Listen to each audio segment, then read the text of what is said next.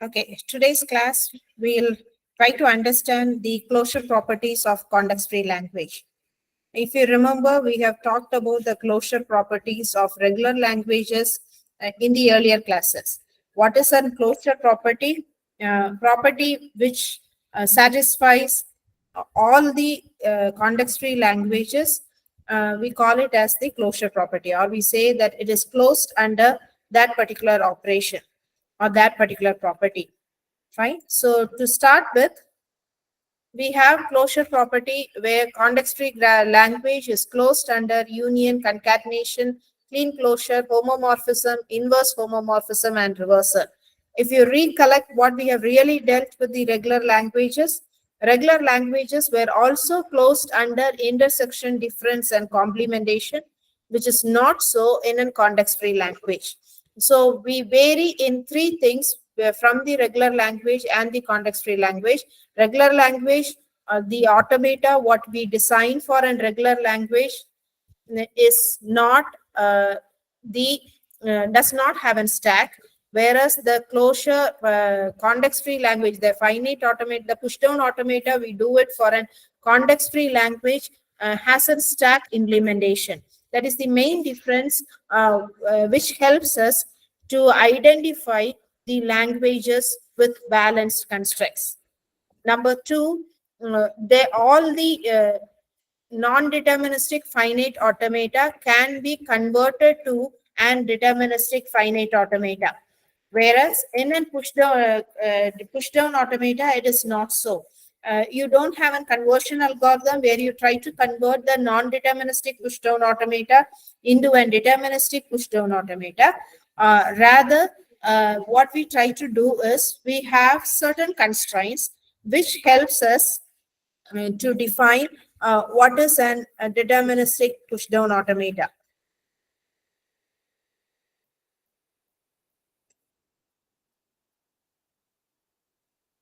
Once.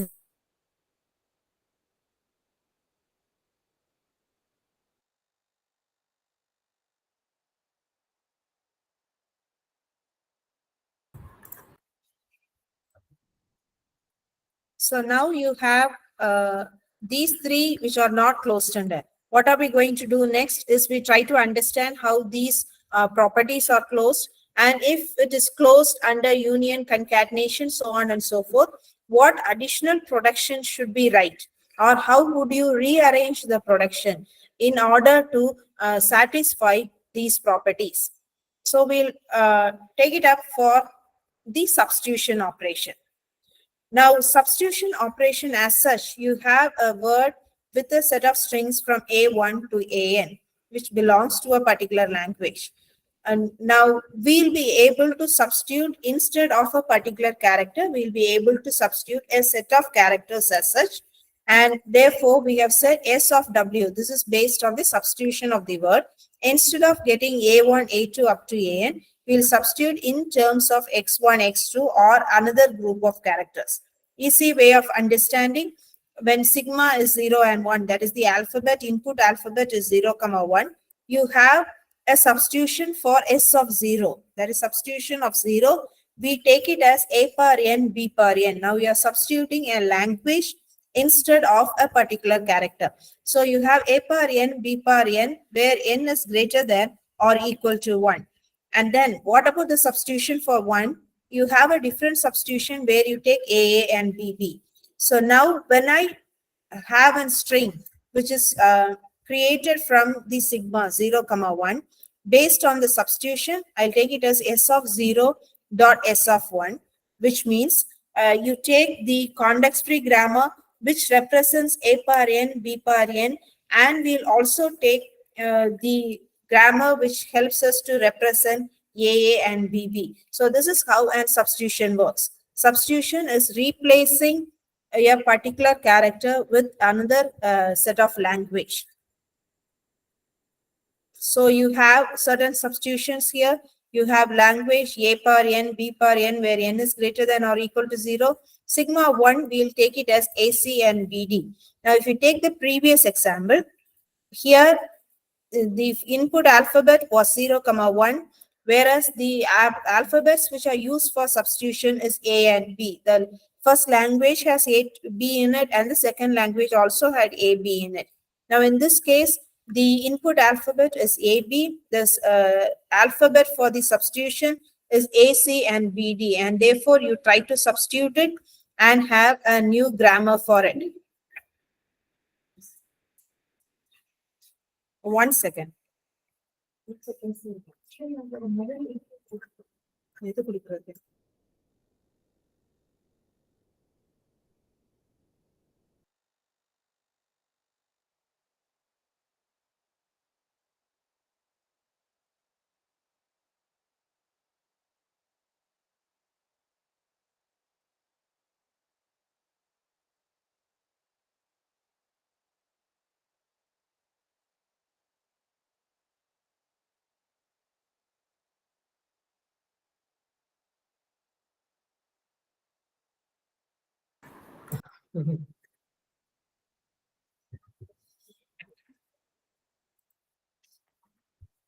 Okay, so this is what you go ahead with substitution. Now, we'll also have something called as union. There are two different languages which represents A power n, B power n, and the other language is 0 power n and 1 power n.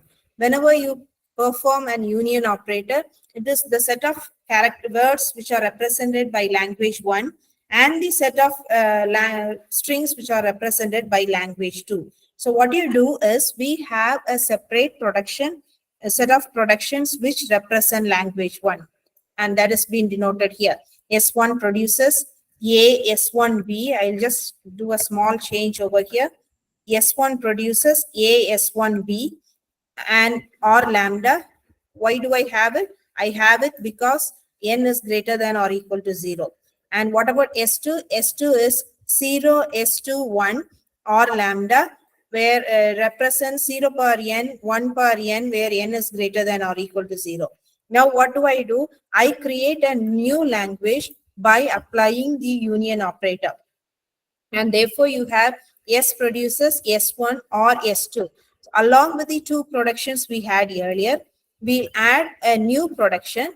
So what we are supposed to do is step number 1, add a new non-terminal or add a new variable. And the new variable what we have added is S. And let this S produce the starting symbol of the first grammar or the starting symbol of the second grammar. The starting symbol of the first grammar or the language is S1. The starting symbol of the second language or grammar is S2. So we'll have a new production where S produces S1 or S2. And then followed by the productions of the first language grammar and the productions of the second grammar. That is how you perform an union to it. And then we'll move in for concatenation. Concatenation is one followed by the other, and it is ordered. Whereas union, I can even write it as S1 produces, S produces S2 or S1.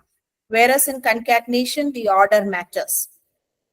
And therefore, we'll say S produces S1, S2, where we'll write S1 production and the S2's production as such.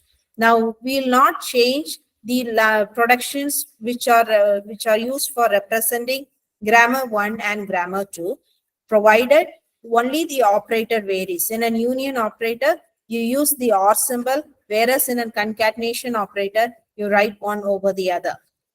And now what happens in the clean closure is you have a language where you apply and closure onto it. Now, if you remember the regular languages, we would have said, through our understanding, we would have said AB is a regular language, and then we would have applied closure property onto it and said closure is a valid operator in the regular expression, and therefore AB, the whole closure, is also valid. This is the justification what we gave for saying regular languages are closed under clean closure.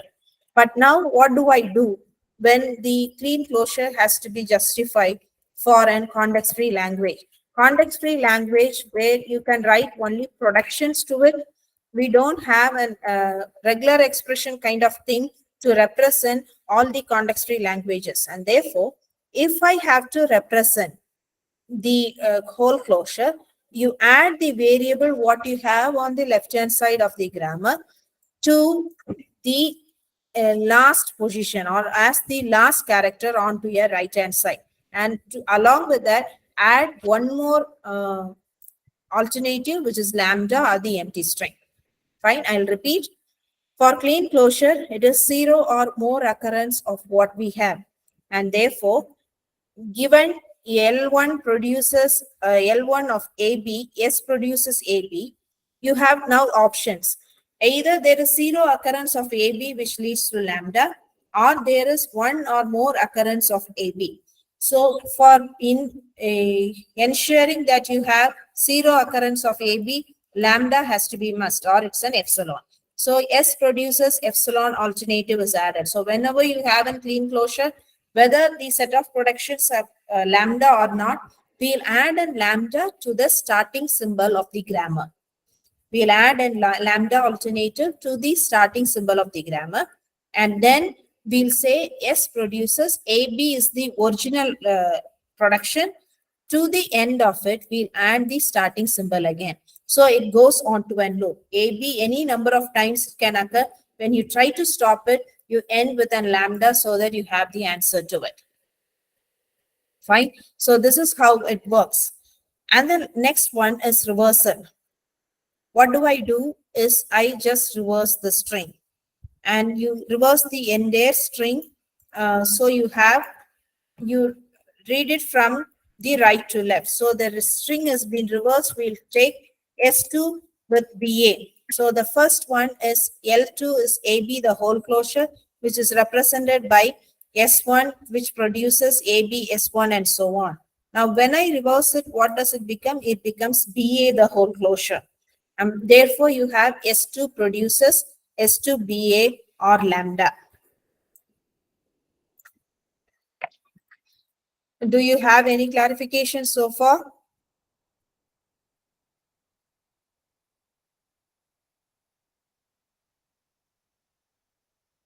Okay, we'll have a small poll.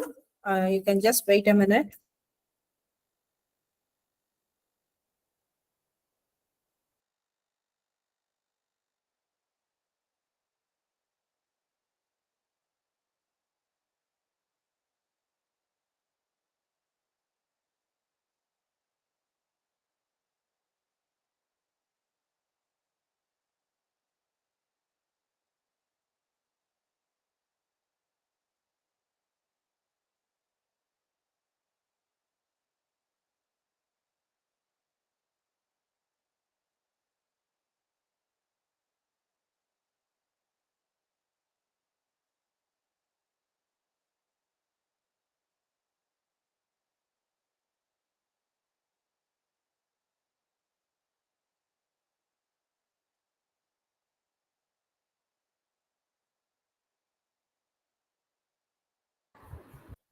You can attend the polls now.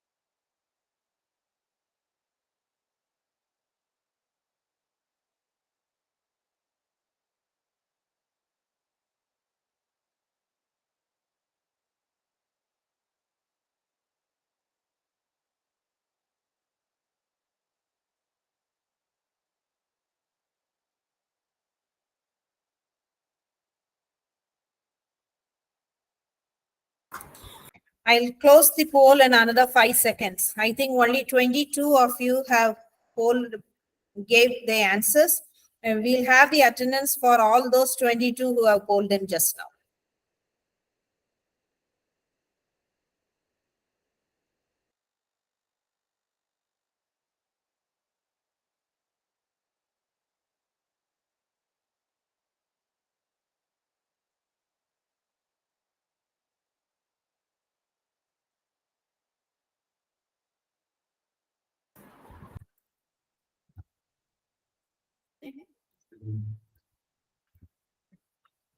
If you just look at the poll, we had three answers, and the question was for applying union operator, what has to be the new production? And only the variation we had was on the operators what we use. We have taught you with the plus operator as an or operator only in your regular expression. So if I have to say A or B, I can always use A plus B. And I have also told you A pipeline operator B is also allowed. But throughout the context-free grammar, we don't have the union operator U, or we haven't used the plus operator. The first option is the correct one. It is E produces E1 or E2 is the correct one.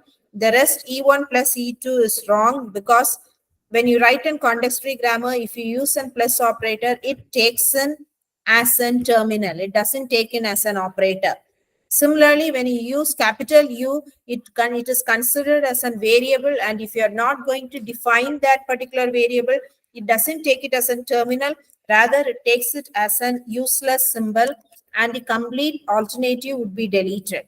Fine. So the option is the first one, where you have E produces E1 or E2.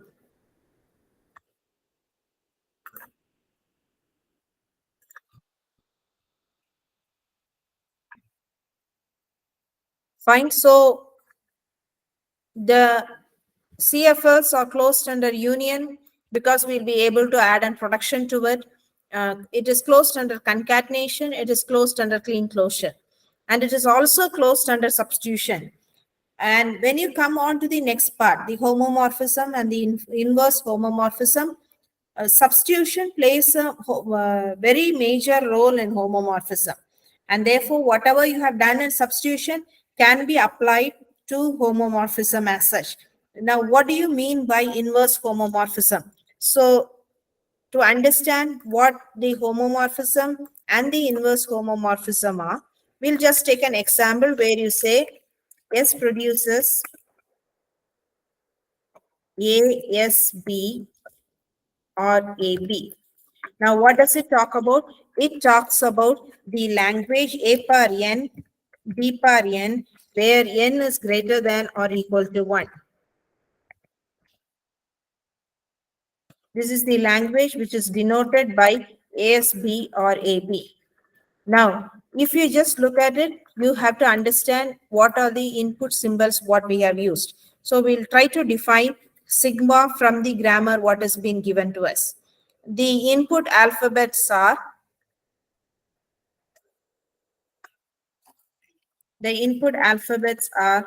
you have A and we have B. Now, when it comes to homomorphism as such is a function which tries to map it onto a different set of alphabet. So let the new set of alphabet, for example, let it one will be a new set of alphabet. For easy understanding, we'll take it as D and E. Now, homomorphism is a function. So we'll take it as H of A. H of A has to be built under H of A has to be built based on the alphabet which is given in E1. So let me take it as H of A will be represented as ED. And what about H of B?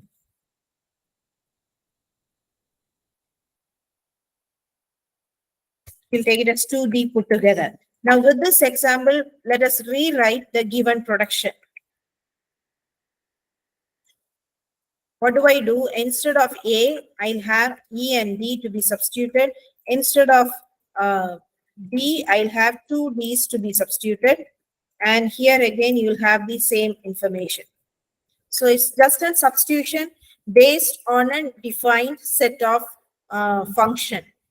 Now, this is what we call it as homomorphism. You have rewritten the production in terms of the homomorphic function which are being defined based on a new set of alphabet. Now, what should I do? What is inverse homomorphism? Inverse homomorphism is just the inverse of what we have taken. We'll take it as H inverse of E and B. would be A. And the next case, you will have H inverse of DD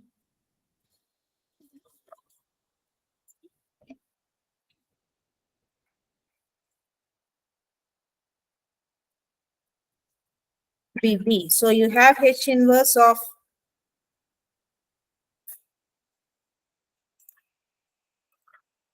ED to be A and H inverse of DD to be B.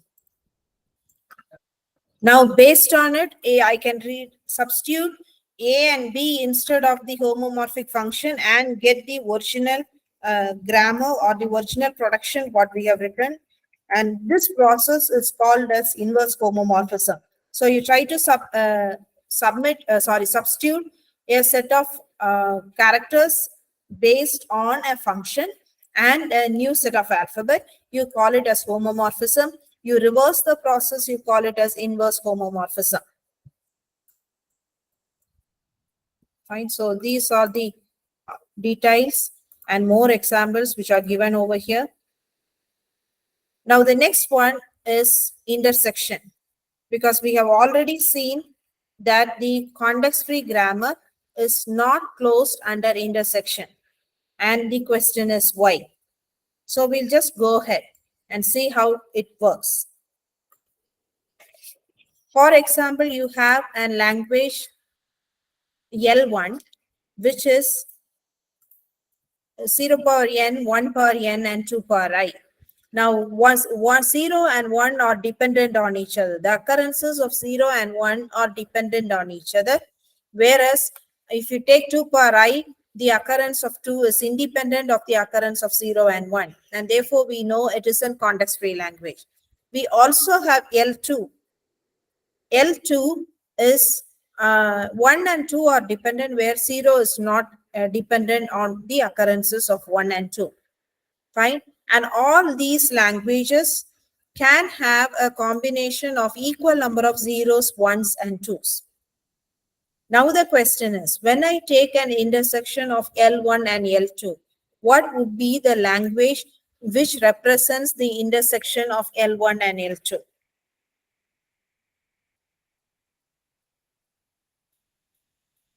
Fine, you have a set of language which talks about two different languages which talks about and two different context-free grammar. Fine, I have just posted it onto the chat box. Now the question is, what is the language or what are the strings which are common to L1 and L2? The question is, what is L1 intersection L2?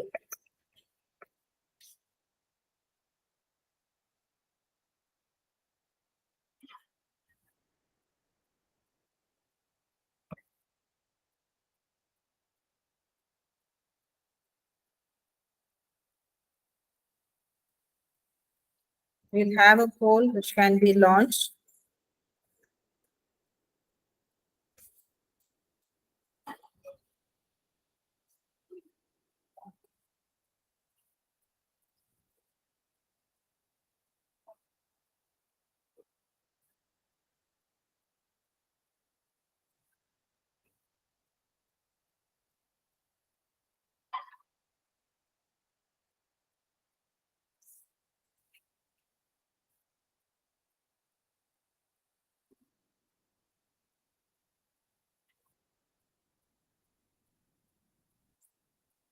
You have a poll which is launched, you can answer it.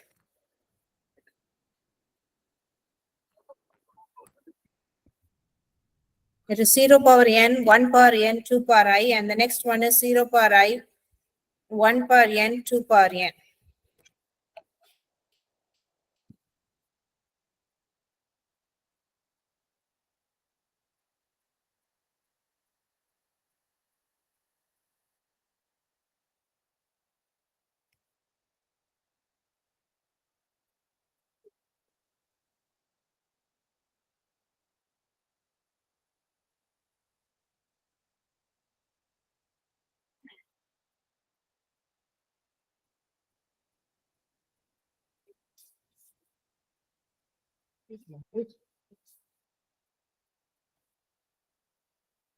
I'll end the poll.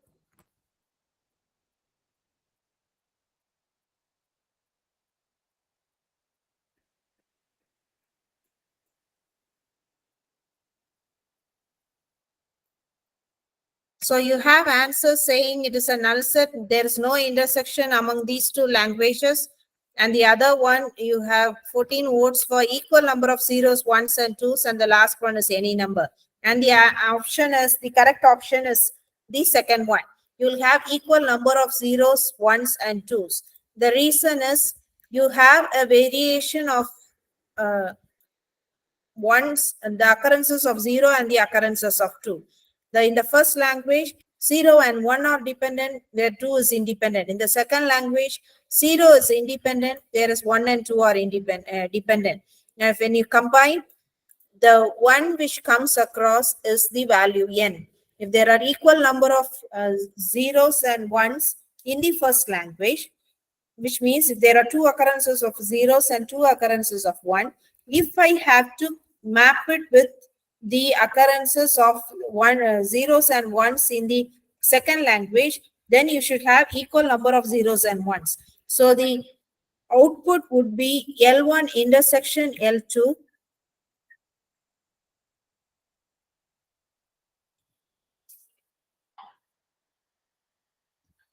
would be 0 power n, 1 power n, and 2 power n. Now the question is, can I represent this as an in a context-free grammar? The answer is no. The simple reason is you will push all zeros onto the stack, and then while I map it with 1, we'll pop it out from the stack. And there's no way in which I'll be able to push it again. So if there are 3 zeros, 3 ones, and 3 twos, I'll push all 3 zeros onto the stack. When I read all 3 ones, you pop out everything from the stack. Now you have mapped zeros and ones, but there is no way I can ensure there are only 3 twos onto the stack. And therefore, it is not an closed, it is not in context-free language. So we have proved for one example. And if the property has to be closed under context-free language, then you have to have it true for all the context-free languages, which is not so. So intersection is not closed for a context-free language. Now, since intersection is not closed, yeah, in L1 intersection L2 is not a context-free language, or it is not closed. Therefore, L1 intersection L2 will be L1 complement, L2 complement, the whole complement with an union operator. So this is also not closed. So whenever I take L1 we have defined union to be closed, and the only option is L1 complement is not closed. So complement is not closed, intersection is also not closed. Fine. And now if I have to take the difference, you have to say sigma closure minus L, which is your L complement. Based on the previous discussion, we have already proved L1 complement cannot be closed, and therefore this also says that it cannot be closed. So 3 things which are not closed under the context-free language is the intersection, difference, and the complement operator. Fine. And the last part is, how do we really understand that you have a set of languages which cannot be represented by a context-free language? If you remember, we also proved a set of languages which cannot be represented by a regular languages, a regular grammar. All the balanced constraints cannot be represented by a regular grammar, simply because I cannot keep track of what I have read before. The finite automata does not have a memory or does not have a counter, and therefore there is no way I can keep track of what I have read before, leaving to the balanced constructs unidentified. And now we'll move on to the set of languages which cannot be identified by a context-free grammar. So again, we'll move in for the pumping lemma. Now, if you remember, what we have done in your regular language is we divided the string into 3 substrings. Here, we'll try to divide them into 5 substrings. We'll try to divide them into 5 substrings, ensuring the middle is not empty. Vxy is not empty, and specifically Vy is not empty, and Vxy is greater than or equal to n. Fine. Now, for all k greater than or equal to 0, you have to ensure that v power k and y power k also is being populated, so that we ensure that this is a context free language. So easy way of doing it. Okay, we have to separate u, v, x and y. Here I have taken it as a string u, v, w, x and y. So what I'll do is, we already know to take a small string v per m, populate it, and ensure that this is not a regular language. The condition is false. Now, even though you split it into 5 substrings, let me tell you, you take the first part, a per m, as u. The second part, c per m, as y. Now the middle one, we'll take vwx as b per m. So now what has happened? Vwx is b per n or b per m, whatever it is. Only thing is, I have to populate v and x together. So because I have taken v, I can always switch over vwx in any fashion. So what has happened here? Okay, z is taken, u, vwx, u is taken as a per m, as we have said. Vwx is taken as b per m. Now, let me take w alone. W alone, let me take it as b per n. W alone, let me take it as b per n. So now what has happened? Vx is b per m minus n. That is what it means. Vx is b per m minus n. How did I take it? I took it because you have Vx. We'll not just take Vx per I. We'll take it as Vx is b per m minus n. Why did I take it? I took it because W is considered as the middle string, which we'll consider it as such. W is b per n. What remains in for v and x is m minus n set of b's. Now what am I supposed to do? I am supposed to populate this vxi. Okay. Populate vx the whole power I for various values of I. So now we'll do the same thing and we'll check out how this works. Instead of b per m, we'll separate it into b per n.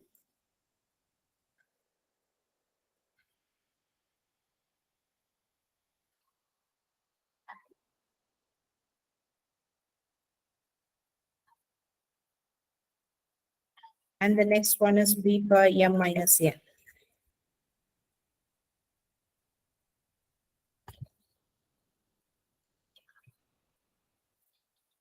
Now this alone, bx to the power I, we'll multiply m minus n alone to the power of I.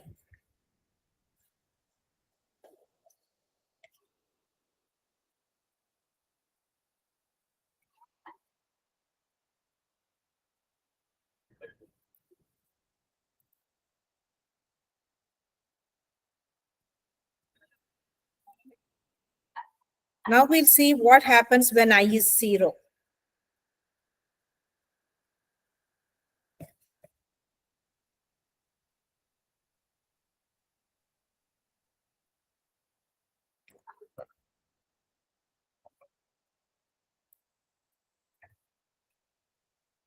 Now when I is equal to 0, we'll have this complete part becoming 0, and there is no equal number of A's, B and C.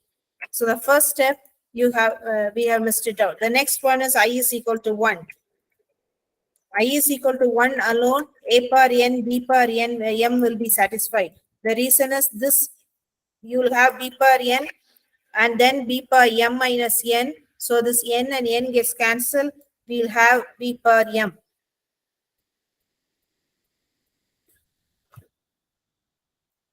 Now, when I becomes 2,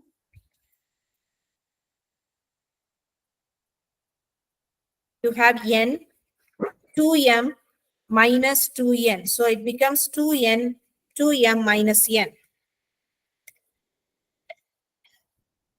And therefore, a per n, b per n, a per n, b per n, c per n is not in context-free language. So what you do in the nutshell is to divide them into 5 substrings. Given any set, we know how to work with b per m as we have done it in here, regular language. So to the left of b per m, we'll take it as u. To the right of b per m, we'll take it as y. Try to identify a substring which rises to the power m. Split them into 3 parts. And the middle part, we'll take it as such. We'll take it as b per n. Combining to the substring v and x put together, it is b per n minus m, which you populated based on various values of I, and you end up showing that it is not in context-free language. Fine. So this is how you try to identify whether a given language is context-free or not. Now, with this, we'll come to an end of the context-free languages. Next class, we'll go ahead with the Turing machine. If you have any doubts, you can stay back or else you can leave. Thank you. Thank you, ma'am. Yes, ma'am.